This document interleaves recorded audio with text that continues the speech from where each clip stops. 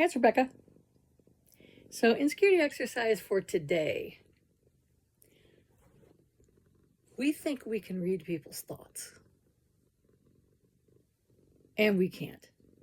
We're used to judging a room, especially if you grow up in an abusive household or something like that. Yes, I love you. My one friend who was, oh God, horribly abused as a kid, when she would walk home from school, she would sneak to the house like she was at war so nobody would see her, so she could see which car was parked where, so she would know which door she could go in without getting yelled at, and to maybe avoid any kind of encounter with anybody in her family who would always just pounce on her the second she walked in the door.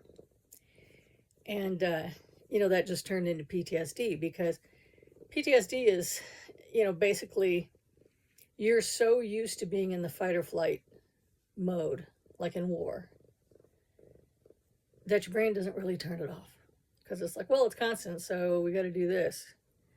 And then that will lodge into the primal brain because it's an instinct, and it's very, very hard to get a control of. Not impossible, but hard. So if you're looking for strange things to help that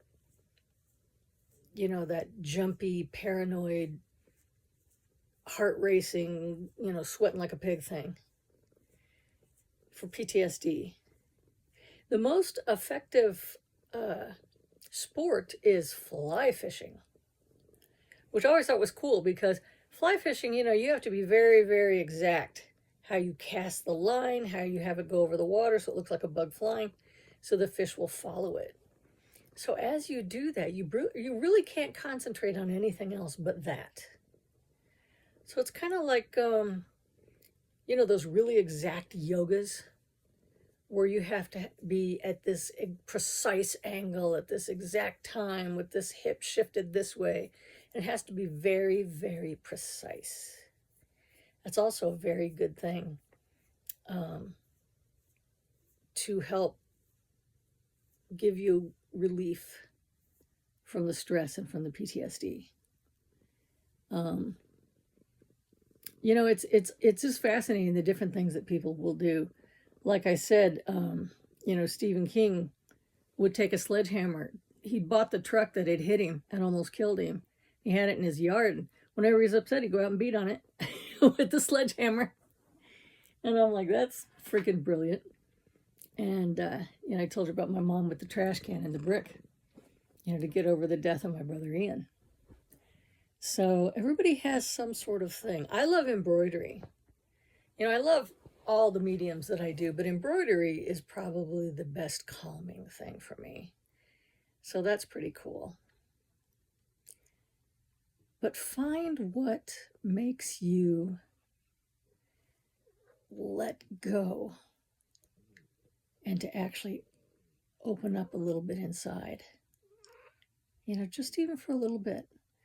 Our minds and bodies and feelings and stuff are very adept at healing if we give them a chance and stop the bombardment for just a little while. So find something that works for you, that calms you down. My one mathematician, he loves counting all sorts of weird things, piano keys, and what notes are hit and what things when someone's playing the piano. He envisions those things, in his mind, going up and down, those little wood things inside of a piano. So we're all, as individuals, our fingerprints. You find what works for you that will give you that moment, or, that afternoon or night of relief.